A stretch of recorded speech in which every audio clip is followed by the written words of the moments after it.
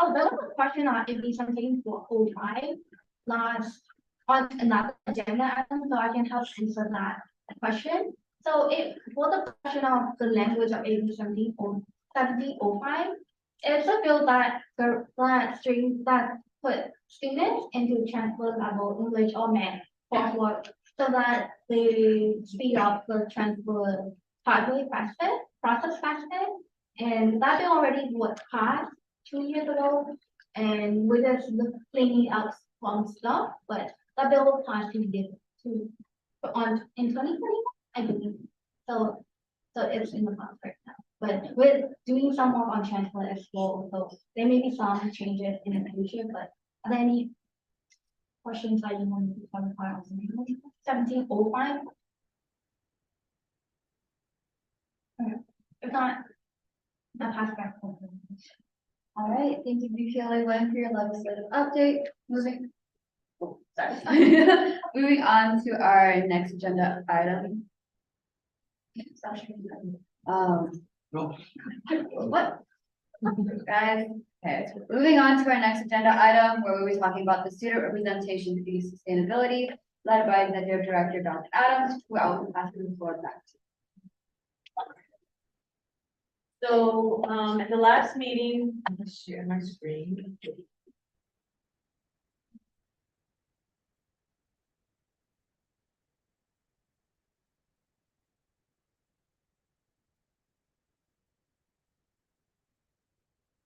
You see that?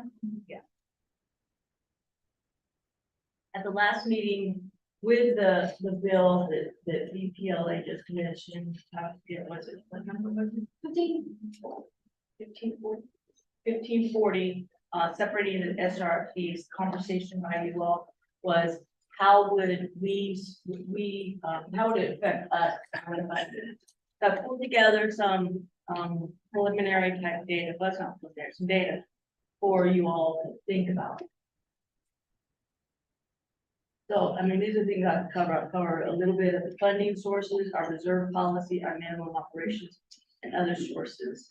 That should not be there. So what if, like other sources, like what if we don't use them? So here's the history. So in 2019, 2020, we were funded by individual college SRFPs. So that means college SBAs voted to support the SSCCC by providing resources. Sometimes it was like $5,000. I think one college was like 10,000 or so. And then the chancellor's office kicked in some money for salary for the executive director, as well as some. That first year was just for travel, and then the second year it was for salary for the executive director, some portion of salary, and then also for travel. As that was why we wanted the SRFP to pick up. In the first year, we received $917,868. That was the first year. That was when many of our students were coming back from COVID, so it was really kind of low as far as the amount of the fees that we would collect. There was also the colleges were having trouble implementing the SRFP, so so many of the colleges paid out of their own general fund because they couldn't account for how many students they received the dues for that are not technology wasn't updated at that point. And in 21-22 received $1.1 million that second year. And then last year 22-23 received $1.8 million for that year. And right now we don't know what we'll receive. So the SRFP is collected during the year. It's for all semesters. But it's collected in February of each year, and then it's provided us to us by April of each year. And then we use that funding for this year. So for example, the money we received in 2022-23 is what we're using in this year. Does that make sense? And then when we get in April, but we can't spend that much money in 2 months for the fiscal year, so we actually defer it to the next year. Our current investments are $2.5 million. And that's because we put $1 million of investment. The other money that's sitting in our bank, we moved it over to an operations piece.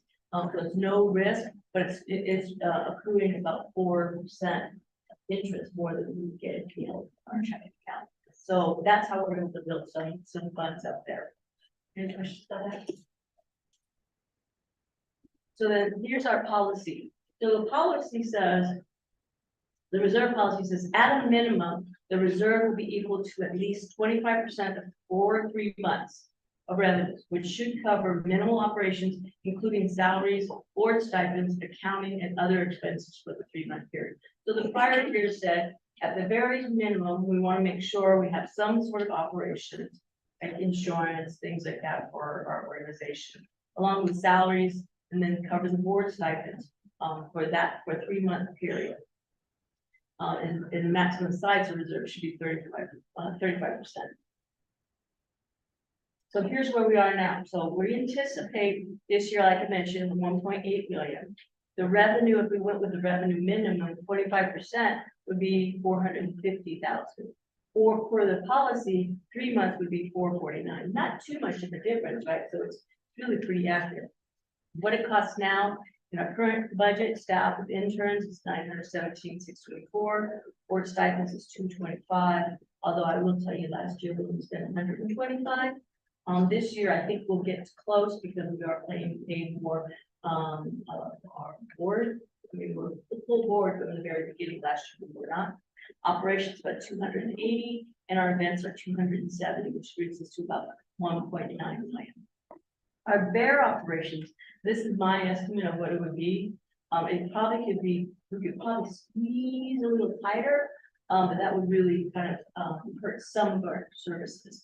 And that would be staffed without the interns, sorry, Sean. Lots of still didn't pass. So stipend, a staff without interns would be about 500,000. Board of directors stipends with just the board, and really putting it more realistically to what we paid last year. It wouldn't cut any stipends out. It really is just budgeting a little bit tighter. Board travel meetings, that's cutting our meetings quite a bit. So it'd be cutting some of our meetings. Operations, there's cutting some of our operations and events. If we increase more registration, we would still be able to hold our events, but our students have to pay more. And I will tell you, we're one of the lowest conferences in the state right now. Some conferences, I know the league is paying, we're paying $785 for the league conference. The academic senate is like 500 and something. AP is pretty low. AP's conference is pretty low, right? Oh, the registration is very low. I don't remember what, but yeah. Yeah, because it's just one day at lunch, so. Right. It's It's gone relatively- up a little bit with the Sheridan, that's why I Holiday Inn was dirt cheap. Yeah, so we're still the lowest, so we could afford to go up a little bit more. We specifically choose not to. So you see, even with that bare operations, we're still about $1 million. And like I said, we could get leaner if we needed to, by really stripping those pieces. So then here's our other sources of funding. We had Evelyn Walter Haas. We had 150,000, and that was for us to fund the work of FFA Coalition on the Cal Grant reform. That was 2 years ago. And then based on our relationship with Haas, College Futures came to us and said, hey, we've got some money, can we fund you to do some things? And it was again FFA, the Higher Education Committee that we held, the housing research that we're doing, and then student travel for various events. So they've given $150,000 for that, for that work. And then what if? So if no funding is received in 24-25, my best guesstimate, our balance sheet says we now have 2.8 million. And then we take that 2.8 million and use 995 as that bare piece. I predict about 2 years, 8 months of funding without any more resources coming in. We could, we could make events money, we could make money elsewhere, but with just our SRP. And then, but we could also just identify other resources like grant funds. If there's some ideas for projects that we want something that's student led and we want to get so we have students lead it, and there's money out there, you just have to go find it. But student led, so grant program, conference fees, like I mentioned before, we should increase those. fundraising, different ways to fundraise, and then sponsorships. Those are other ways. I'm sure there's other ideas, but right now, right after that, that's what I would say would be those type of funding. And then here, I thought next steps would be, even though the bill didn't pass, and even though we're still getting our SRFB, we may still look to increase our investments, because our investments are making us money. Yeah, there's some ups and downs in the market, but over the longer term, we're making some money from that. And then also look for grant opportunities. And then as a last resort, and I really need a last resort, we want our meetings to be accessible as possible to our students. And so I'd say that would be increase the competency fund. I think that's good. But I think, does anybody have any questions? Thank you. It's not a question, more of a suggestion. I think we should look to maybe create some SSCCC promotional items that we could possibly maybe create a shop on the website that can sell promotional items that get the name SSCCC out there. And also cool swag that students can have. And it's like, oh, what's that? What's that SSCCC? Like, oh, it's a student-led organization that represents different community colleges. I mean, so many different websites have their own shops. So I mean, it's something we should. So I work with two organizations that have that same brilliant idea. People aren't gonna buy it. It's gonna be really gonna have lots of inventory, because you're gonna have, you can't wait. You can't have somebody buy a shirt and you have to wait 10 weeks to get the shirt, because we don't want to invest too much money in the shirt.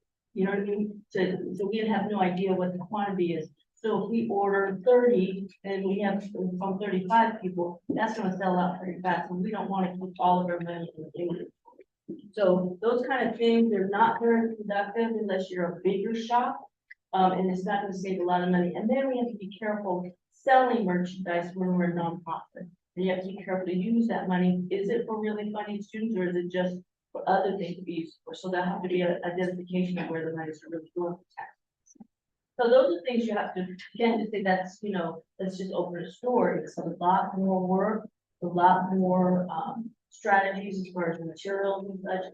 Not that I think we do have swag and we could increase our swag, but it wouldn't be on merchandise, it would be giving it out to students to get more information.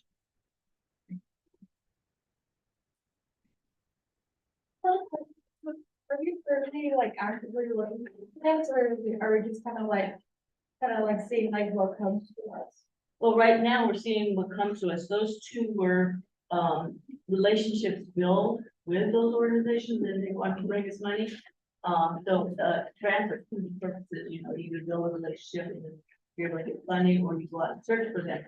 Until I see a project that's worthy of being funded, like if the housing one came up first, I probably could have found grant funding for that. If the idea came before the money to spend, but we had the money to spend and needed to spend it.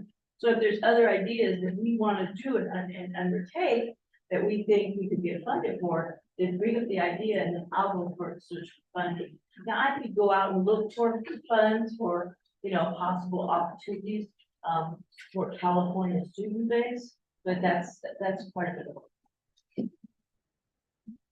So building off of Martin's idea, what if instead of opening a shop, because like you said, inventory is going to be a problem, what if we set up a drop as a way to not only build up excitement for the swag, but also as a way to increase interaction with the different regions? Because if each region says, hey, on this day, we're going to have this, we're going to drop 100 sweatshirts.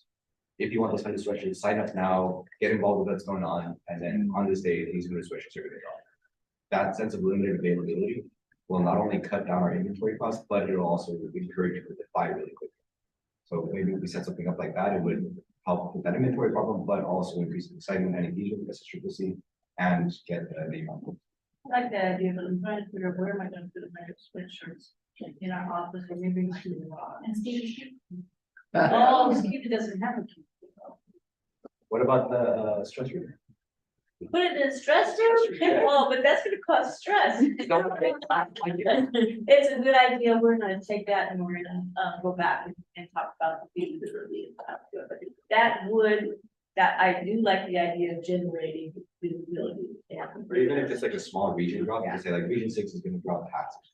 yeah, I like that idea, but let's think on it and see how it goes.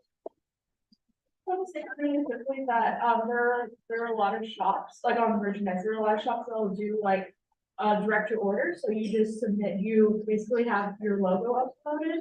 And then they'll ship it to wherever, like they'll just do that on your behalf, so you don't have to worry about your storage, you don't have to worry about inventory. You put it on the website and then you can send out merch, that way it's very hands off. Yeah, But but it's there not- has to be some sort of, yeah. Yeah. Yeah. Okay, it's fine. Yeah, no, good, good. I mean, these are really good ideas and we'll explore them. I'm just really nervous about that store. I've seen it just go nowhere. Like several organizations. Yeah, and also we had mentioned that it could potentially pose an issue as an unrelated. Business. Yeah, unrelated business income. And so we would have to make sure that it's aligned with the programs obligation, Correct. so that way we can avoid. Right, which that one might fall in that idea, not, because that is really promoting to that's just celebration. Yeah, just to clarify, we said some of our funding was coming in from like the chancellor's office, other places, so give or take what percentage of our revenue is the student representation fee and what percent is other sources?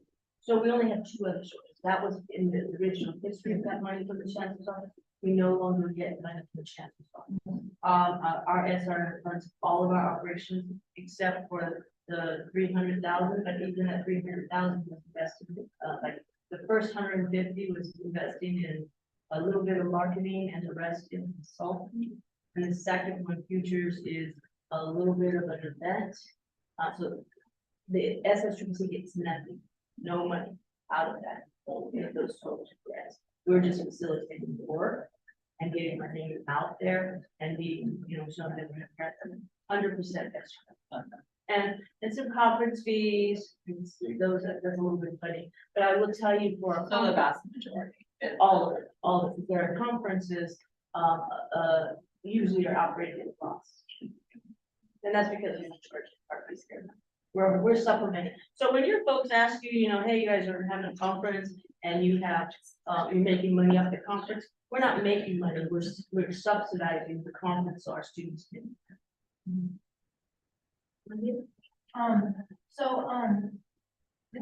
Going back to the idea of the shop, I can see issues with that, because students would be like, you guys are nonprofit, why are you buying you a shirt or stuff, and then what happens if we have this cool backpack, like with SSCCC stuff, and it's like $100 or something, $50, and students be like, why do I want that? I don't even know what they do.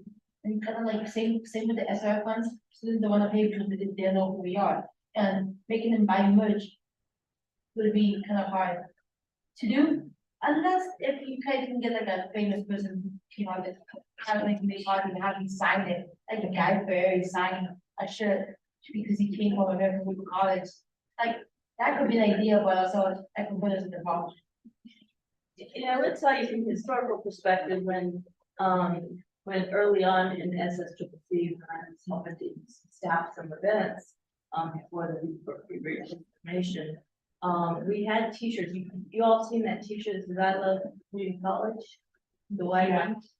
So we bought a bunch of those and tried to sell those. We tried to sell pins at the thing. I will tell you, we never made more than $100. Never made more than $100. You get 600, 700 students there. They don't want to buy it. They want you to give it for free. Water bottles went like crazy. You think they buy it? No. Yeah, and it's about money and it's about priorities. It's just, yeah, those are the kind of things that just really have to think about. That idea, I still think is pretty good when people will come and get anything for free. Just as a college student, one of the things I wanted to point out is that we don't have a lot of money, so that's probably why we don't want to buy stuff. The two things that I do notice college students do spend money on is hoodies and sweatpants. We put a little on that.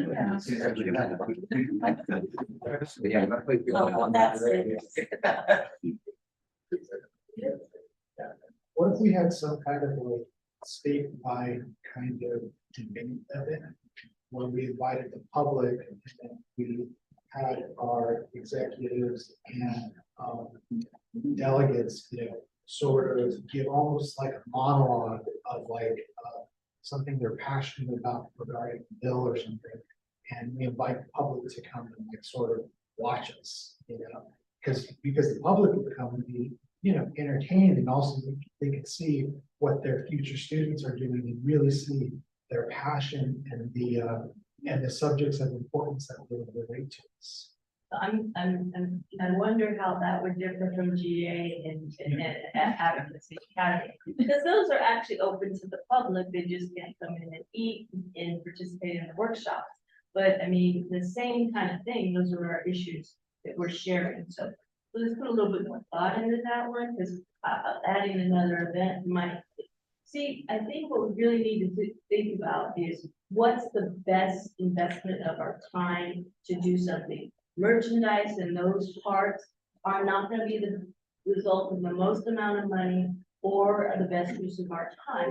Whereas a grant would be, because we could put in some staff time in there, we could put in some other time that take away expenses from the SSCCC and then also benefit us because it gives us a good view. So those are actually a better use of time and investment versus a merch store or even that, because we can differentiate it around and they'll just say, it's just another event. And when will we hold it? How will we plan it? Who's going to determine the topics? How much money are we going to get out of it?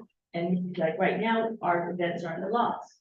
So adding another event that's a loss may not be helpful. But let's think about it. And this is going off topic from our agenda item, which is about the sustainability of the student rep fee. So if we would like to discuss further on this, then we can set that up as agenda item if you guys would like, or you can talk to Dr. Adams after the meeting.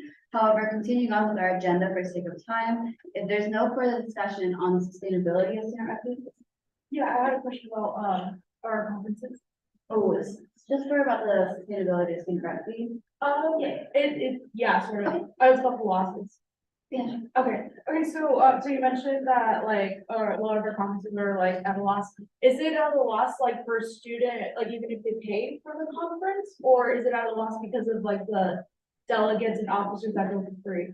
So it's the delegates and officers are free. But it's also, we allow the presenters to be free. I see.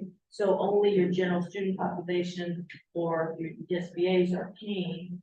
Then there's other extra stuff we put on top of it. For example, last year, board decided to put on water bottles. Well, that was a $4,000 expense that took away from whatever else. So that's $4,000. Then they decided to have a dance. That was another 3 or 4, no, 5,000. It was an expensive town. And then we had a photo booth. So we're talking about $15,000 of money, and we already take a loss at just having the event. All right, and let's keep the side conversation down. We are still in the meeting. If there's any further discussion on, again, just the student rep fee and sustainability. About the conferences? Yeah. Is it all right? Okay. Yeah, okay, so, sorry. So actually, our question was like mainly towards like, so if the student pays for the conference, are we at a loss when they pay for it? Or, Yeah, because of all the free stuff. or no, aside from the free stuff, so let's say like a student, like, are we losing money from the students that are attending and they pay for it? So aside from all those three things, like, just like the attendance, say there's no other. If there's no free, no extras, we're barely breaking even. Okay. Because the food, I mean, y'all, a pot of coffee with maybe 30 gallons of coffee in it is almost $85.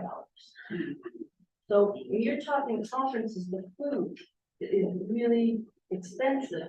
Lunch, usually a lunch at the GA is close, just without taxes, without service charge. The service charge is almost 28%. And then you have tax on top of that. So a plate at GA could cost you anywhere from $55 $65 for some stale chicken, vegetables, and two sorts of just run pasta, right? It's terrible.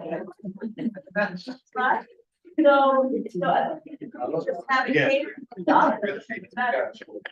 So that's what I'm saying, is people don't realize how much it costs to put on an event. We pay for, I'm able to negotiate the contract, so I don't pay for meeting space at our larger conferences. We don't pay for meeting space, other than a convention center, but, we don't pay for meeting space. But that's because we ordered, last year at GA, we paid 141,000 just for the food and the hotel. That's a lot of money.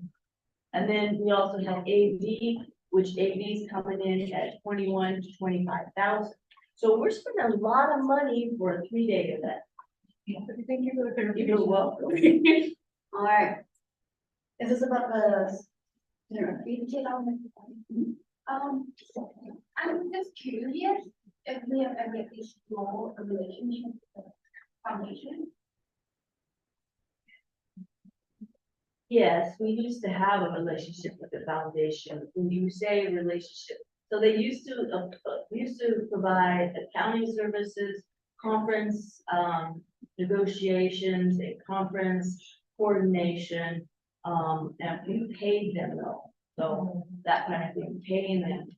They do sometimes have grants, but they go outside those grants, like look and see if they have anything they would come to us for, but I don't believe so. They're usually corporate funded events and such.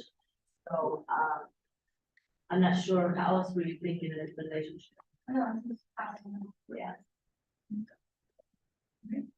Any other questions?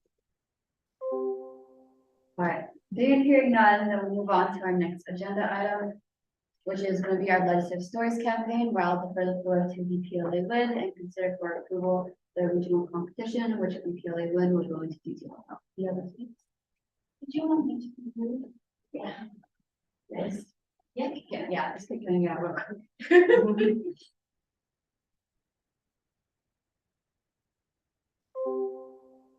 Moving on, our seat.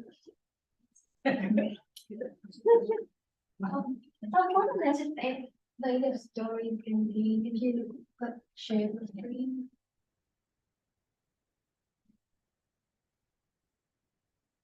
Thanks. The idea originally started when we were having a conversation over legislative priorities. And the idea was that we wanted to keep the legislative priorities as short and concise as possible, so that people do not just go over it and forget about it. So we try to keep it to 1 to 2 pages and as concise as possible, so that the officers will have that material as content.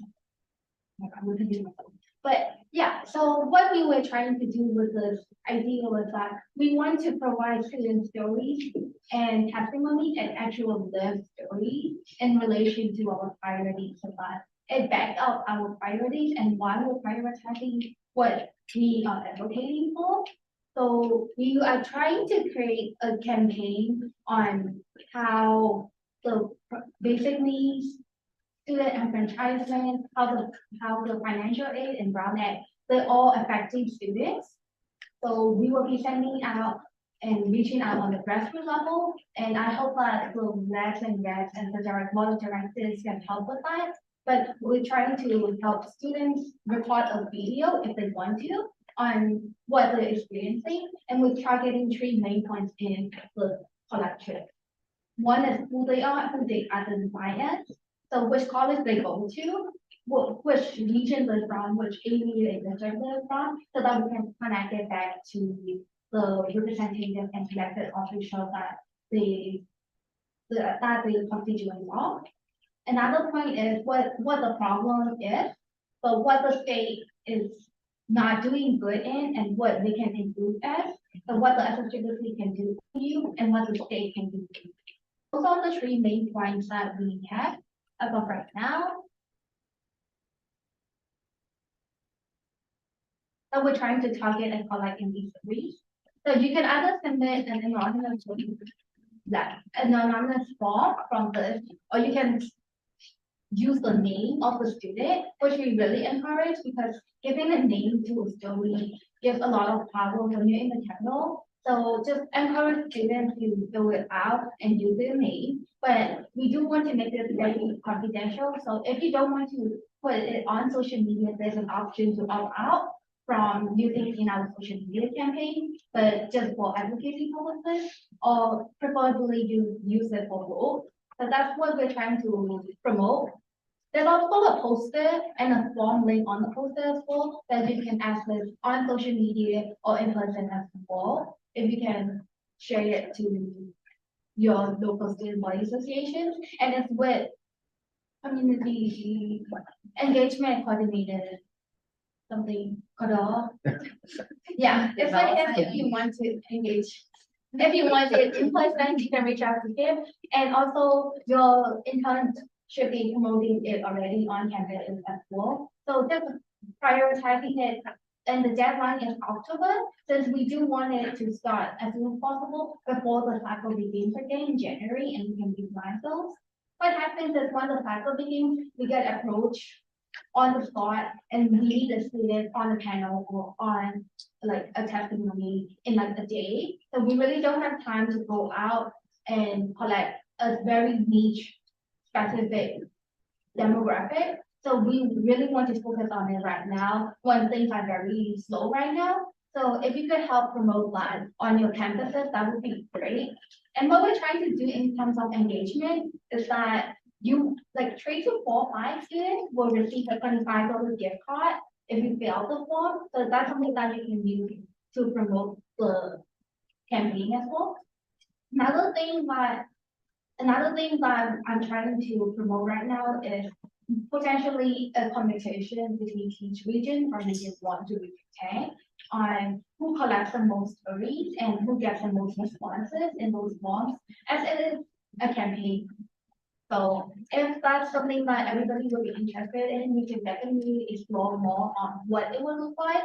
But I do think that's a very good idea to start moving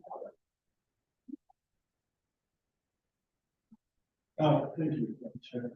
And just for the record, we are treating this as a competition, and region 7, if you know me. Yeah,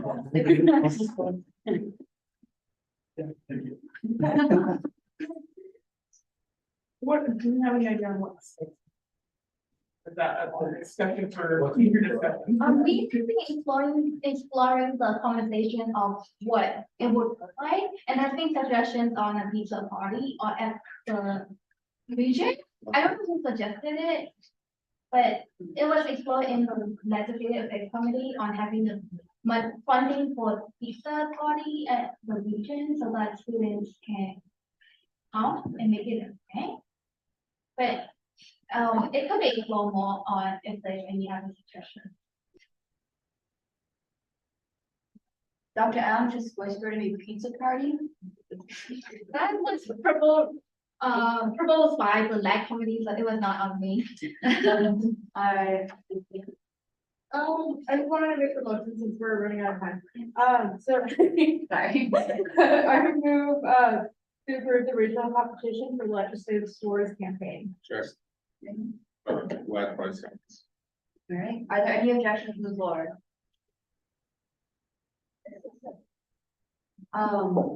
Hearing and seeing no objections, then this motion has passed, so the regional competition is approved, which means region 7 can put more action to the talk, and let's see how that happens.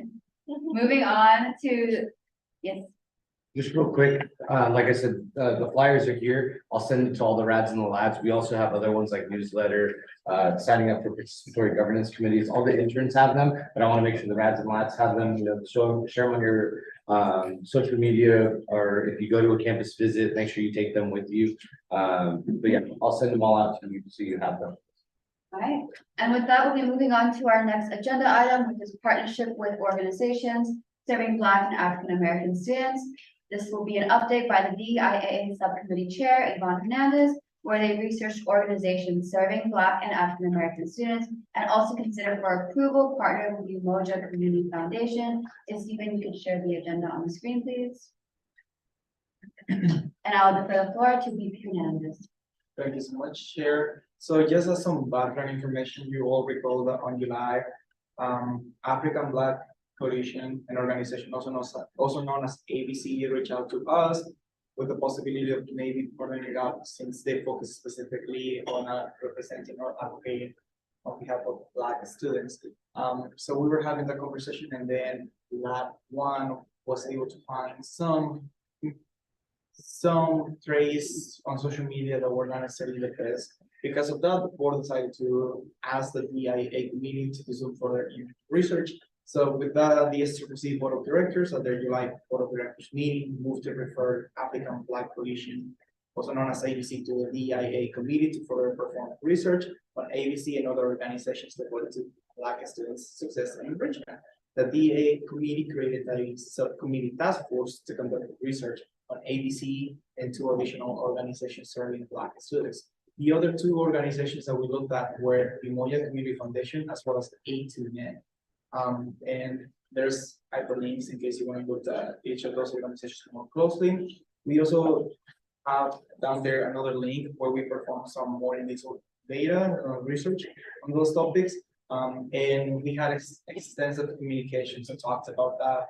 And in the end, we found out of those three organizations, the best one that aligned with the vision and mission of the SSCCC was Umoja Community Foundation, given that also Dr. Adams had served as executive director for Umoja, and so we had a good partner, or we have some good possibilities of creating a recent partnership with them. So the DIA committee approved and referred back to the board of directors for approval of partnering up with Umoja Community Foundation. So are there any questions or anything that I can help answer?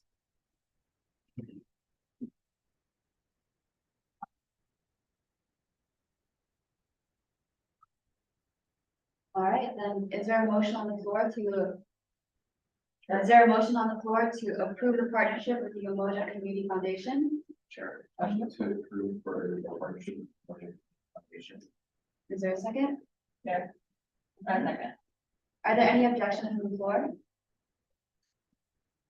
Hearing and seeing none, then the partnership with, hearing and seeing none, and the motion to approve partnering with the Umoja Community Foundation has been passed. Moving on to our next agenda item, which is the policy on future collaborations from external organizations. With that being headed by our VP Hernandez, I defer the floor back to you, where we will be discussing developing a policy that focuses on minimum standards needed when partnering with other organizations. With that, the floor is passed to you. Thank you, Chair. So as background, the SSCCC explores potential partnerships with external organizations, it will be advantageous for the board to have clear criteria outlining the types of organizations that will be beneficial as partners of the SSCCC. The DIA subcommittee, which conducted research on ABC and organizations serving Black and African American students, has recommended that the SSCCC develop a policy or set guidelines to use when evaluating potential external partners. Executive committee, instead of directly creating the policy, believes that the board of directors should provide guidance on whether pursuing this initiative would be valued. And I would also like to invite Annie, as Annie was the individuals who sat in the DIA task force and decided that this would be a good idea. So Annie, do you have anything else? Sure, yeah, I able to be heard on Zoom, or should I move up this way? You should be fine, just keep speaking about it. Sounds good, I will continue to be loud. No, commentary needed on that.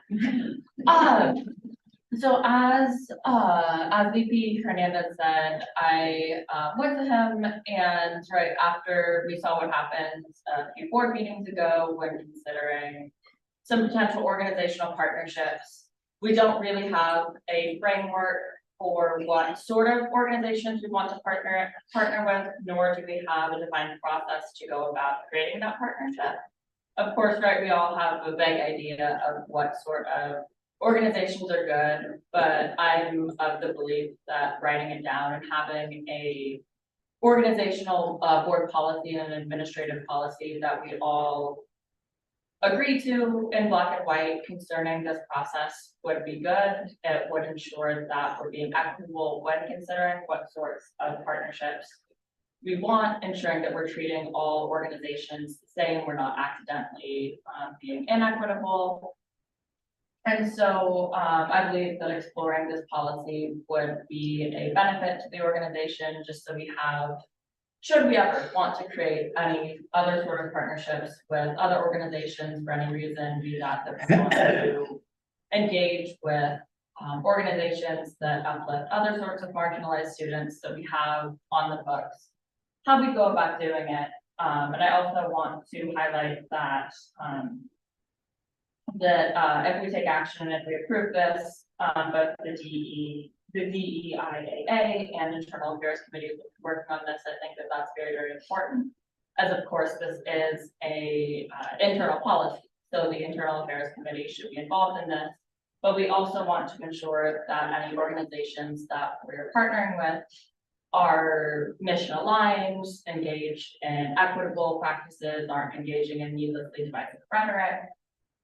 And as such, I think that going about it in this manner with both the Internal Affairs and DEIA is important.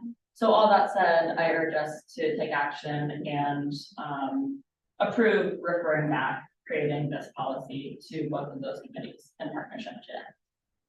All right, are there any questions for Dean Hernandez on this agenda item? Sure. Evidence? I move to approve the policy on future collaborations from startup organizations. Okay, and the motion in the agenda item is to refer the initiative back to DIA and IAC committee. So would you like to stick to your motion of approving the policy? You repeat that part again? So since there's no policy to approve, then yeah, it would be sent back to DIA and IAC. Yeah, for them to make it. Okay, so Yeah. then I would. Yes. All right. It's a motion to approve. The motion on table is to approve referring this initiative back to DIA and Internal Affairs to actually create the policy, because right now there is no policy. Are there any objections from the floor?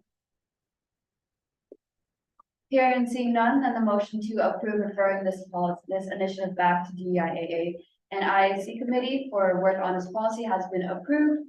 Moving on, that was our last agenda. That was our last agenda item, everyone. We're not done yet. Moving on to reports though, where we will all be giving our reports. However, for sake of time, and also because this is how we will be doing this from now on, if you have anything additional to add other than what is written in your report that you submitted to all of us, because we got a 100% on-time submission rate for reports.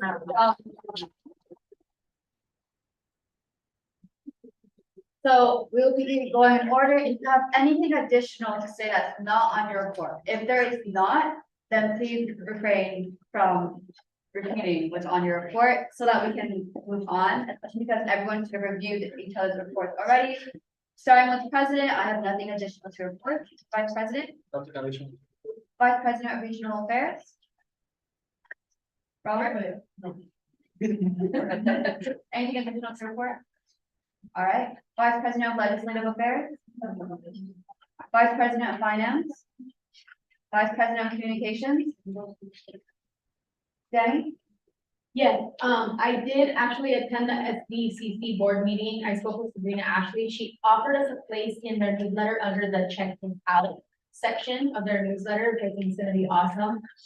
So with that being said, I would like to urge anybody who has a comms director to please have them circle back with me. I really need to speak to them. And if you do not have one, then please reach out to me as well. I would like some input on what we put into this newsletter, and also we all need to get our newsletters out, so thank you. All right, moving on to our RAD. Region 1, do you have anything additional to report?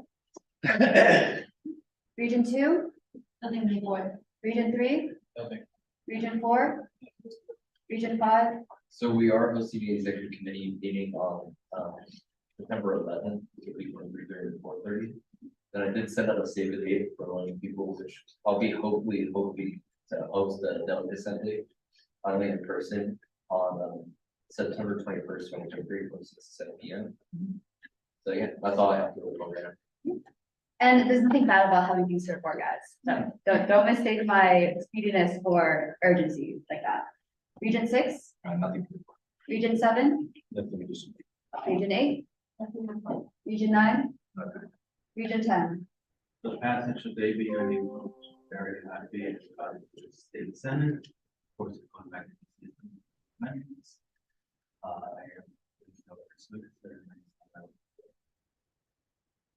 Well, and also next weekend, it's Mexican American, or Mexican Independence Day.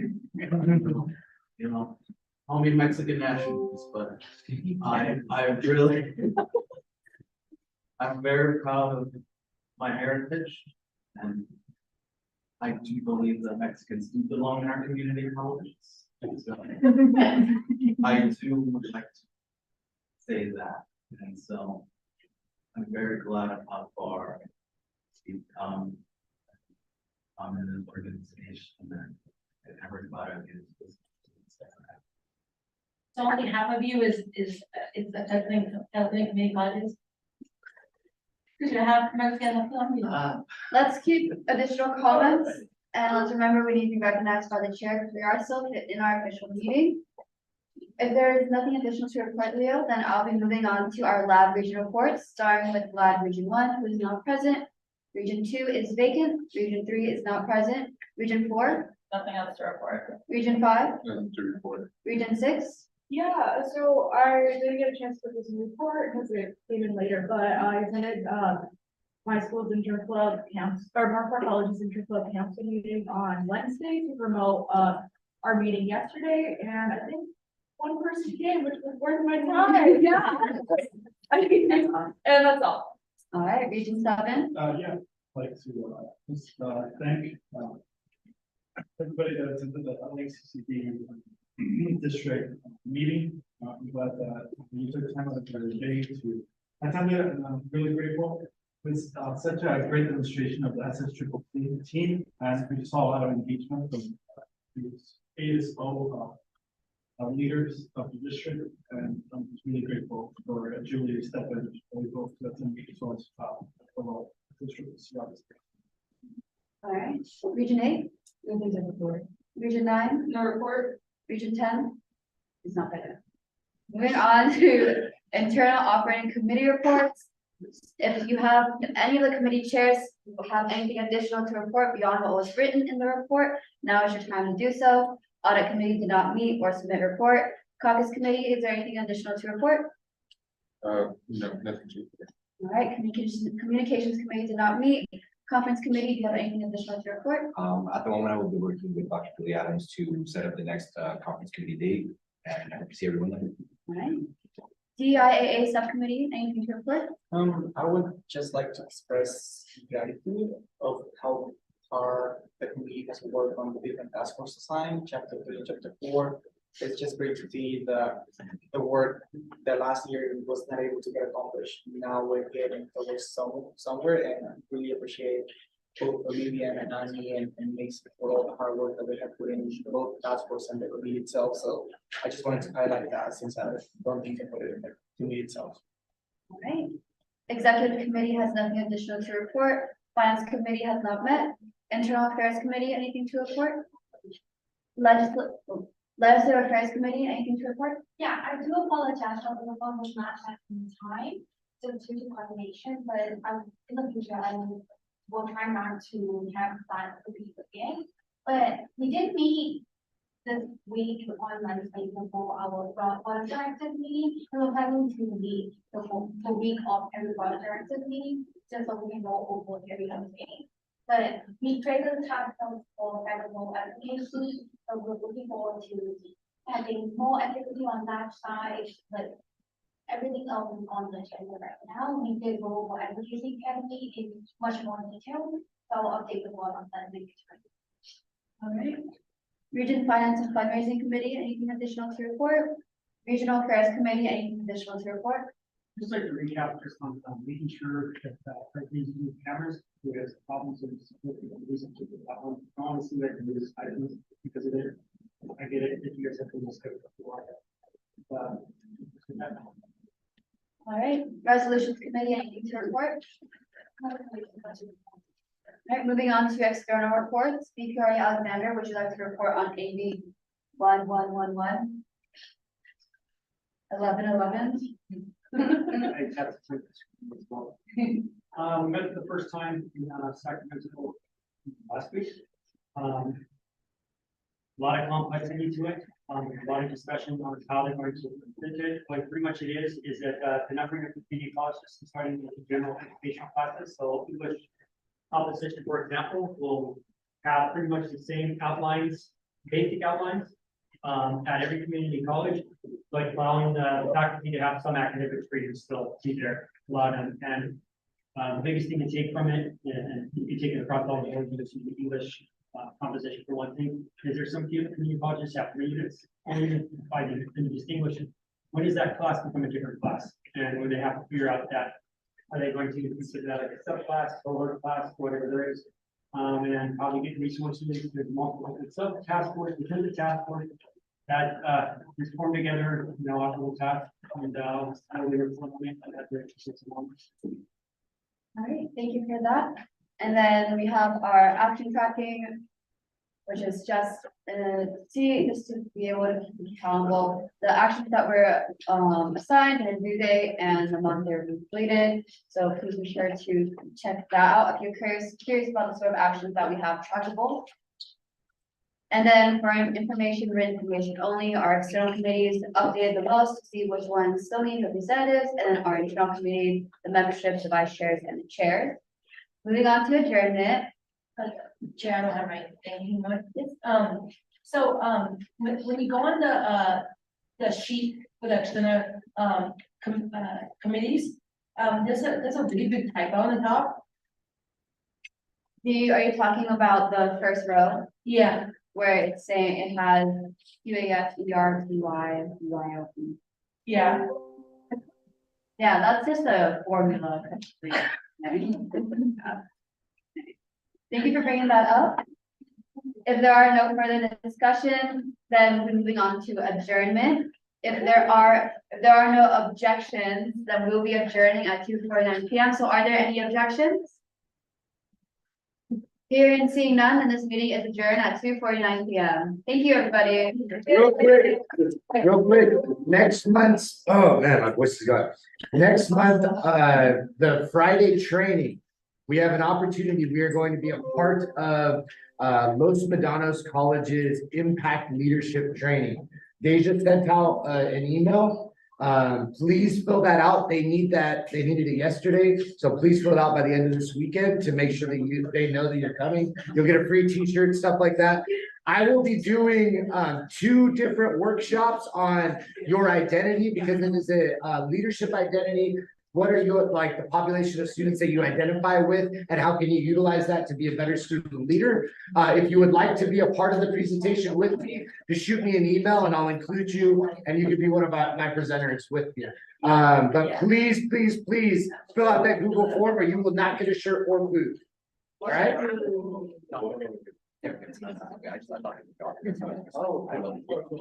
Oh, does anyone want you?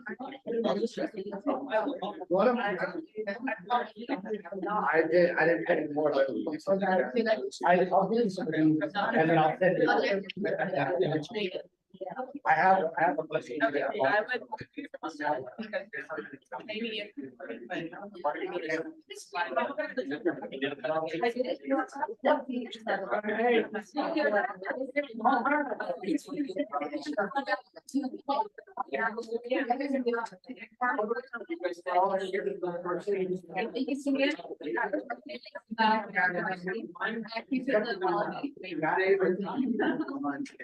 Oh, that was very